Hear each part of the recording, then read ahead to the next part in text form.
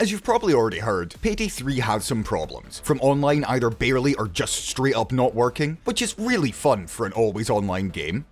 Mr. Dr. Pepper says, since the game is online only, what happens if the servers go down? Well, they won't, is my answer. Hopefully. Or the strange changes in progression that force you to do abstract, boring, and repetitive challenges to level up, instead of playing the way you want. But there is a great core there. If you look past the myriad of technical issues, Payday 3 has an incredibly solid foundation. And even when I'm putting up the BS of the online systems, I'm still having an absolutely fantastic time once I'm in the game. Let's go over some of the good and the bad of Payday 3.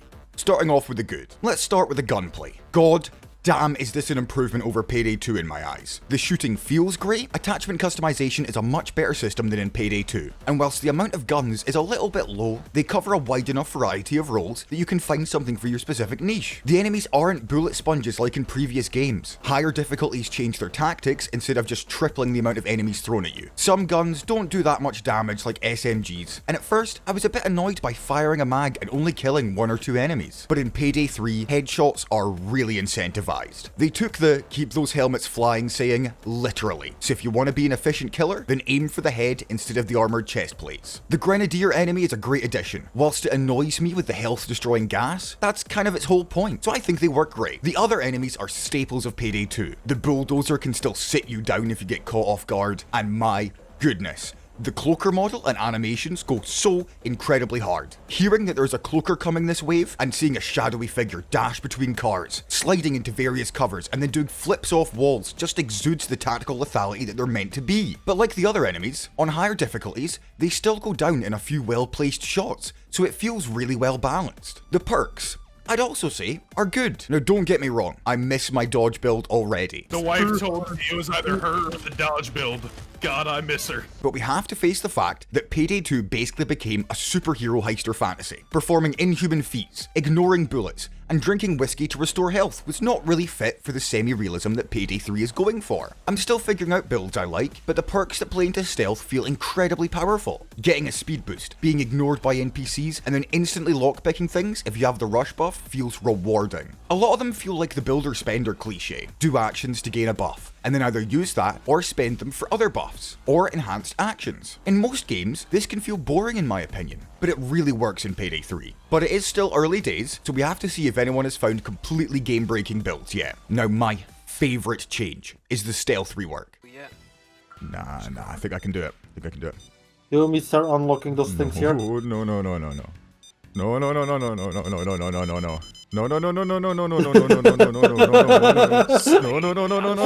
Freaking me out, man. I don't want to fucking be out here, man. Oh, No, I'm coming back in. Fuck you guys, you can do it. You can fucking play the game.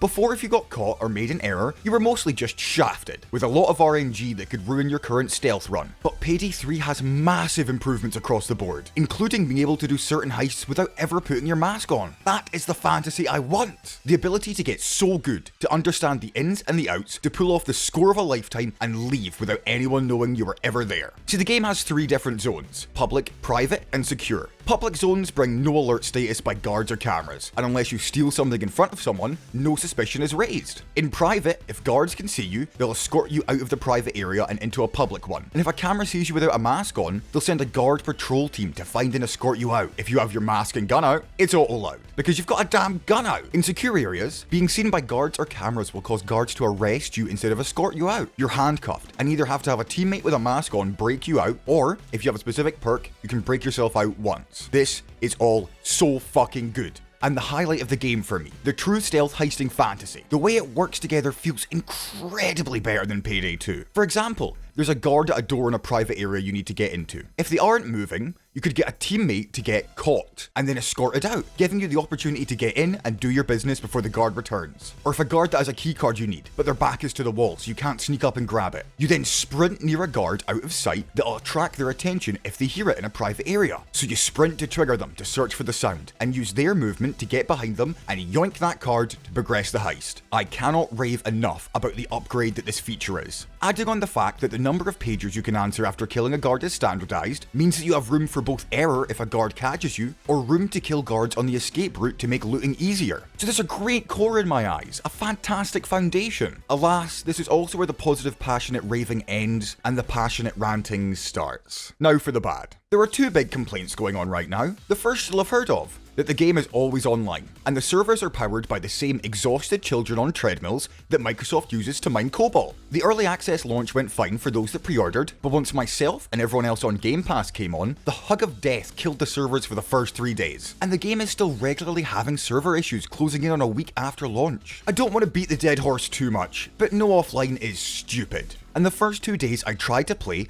I was in the game for like 6 hours and did 5 heists. I love the fact that the game has crossplay, but I do not love Starbreeze Nebula. That being said, they have said they're looking into offline alternatives, but I have an uncomfortable feeling that it will be an entirely separate offline profile, with progress not being synced between the two. With the way they've been acting, I think you'll be able to set your offline level to your online once making it, but then if you play on either, the other won't be updated. Maybe that's just me being skeptical, but I think they're really trying to avoid some of the hacked and modded lobbies that plagued Payday 2 at points. Next, we have the account rank system, aka Infamy. Now instead of getting XP based on difficulty and amount of loot gained in a heist, Infamy goes up by completing abstract challenges, with incredibly exciting examples, such as complete a certain heist on loud 15 times, or complete it on stealth 15 times, or oh my god, wow, get 300 kills with a specific weapon? That's so creative overkill, I'm honestly amazed. Seriously, fuck this system. It goes completely against the idea of heisting your way that Payday 3 has been setting up. Once you get the easy and basic challenges out the way, you end up with ones that are just plain stupid. Please tell me,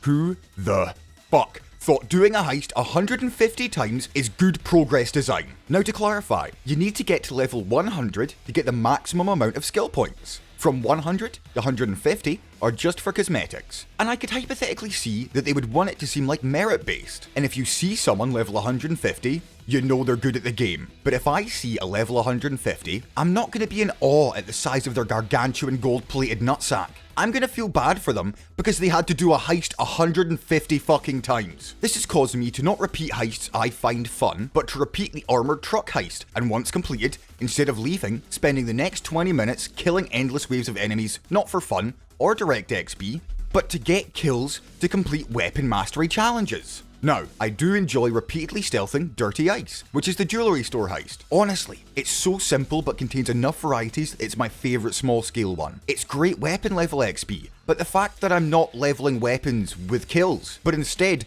speed completions of a stealth heist? Like, who actually thought that would make sense? The game also has performance issues for me and my friends. Low FPS, even with systems that are way ahead of the minimum are recommended. Even at the lowest settings. Strange hitches and stutters. Even breaking glass or shooting someone for the first time can cause weird frame drops and freezes. I've been playing with everything on lowest at 1440p, with a 1370 Ti, 8-core 4.2 GHz CPU, and 32GB of decent speed RAM. And I still can't consistently get a stable 60 FPS on most levels. Plus, the Game Pass version of the game doesn't let you play with DirectX 12 like the Steam version does. And even if I could launch in DirectX 12, that apparently causes hitching and even crashing when someone has a specific mask equipped. And dear lord, some of the UI in this game is not it. The challenge menu, how did they not see the glaring issues? If I select heists, to see how many more of a specific heist I have to do for more infamy points, why are the challenges spread out across so many pages? Why is each page or two not just all the challenges for one heist, instead of a challenge here or there on page 1, 2, 4, and 6? Why is there not just a challenge page for each heist itself? The same goes for weapons. You could have a kill challenge for a weapon on one page, and then the headshot challenge for the same weapon on a different page. Why is there so little thought and design put into laying this out clearly, when they'd said a long time ago that this challenge infamy system was the way they'd planned it? Because it actually doesn't seem like they did any planning. Hey, 2am editing Sonny here. One last negative point I have that I forgot to mention was that files were found referencing Payday coins. 100 coins for $1. There are multiple character outfits and masks in the game that are unavailable for use, and strings point to them costing these Payday coins. With the image on screen you can see relative pricing. Now it can all be subject to change, blah blah blah blah. But $10 for one mask? You got me fucked up overkill. Now as it's late I can't really get annoyed verbally as I'd like to, but this triple dipping alongside a season pass and buyable tailor packs that are yet to come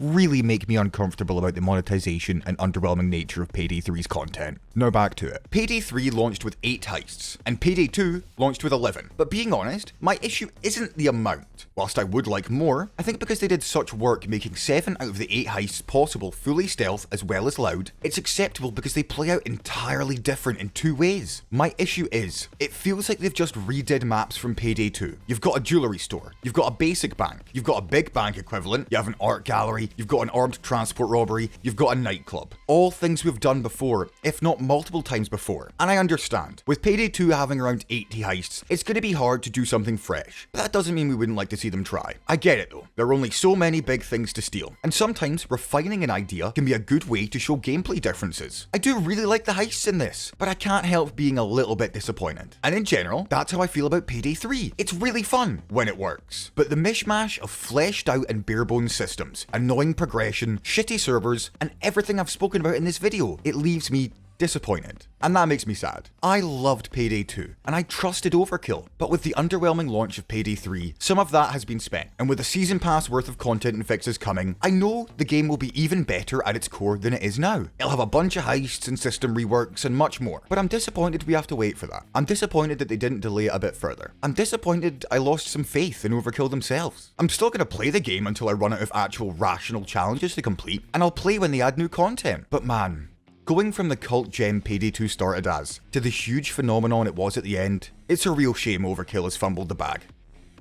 Thank you for watching. Like and subscribe if you feel like it. If you think I've missed anything, then feel free to comment, or even if you disagree. The internet is based on discussion, so let's talk. But for now, remember, don't act dumb.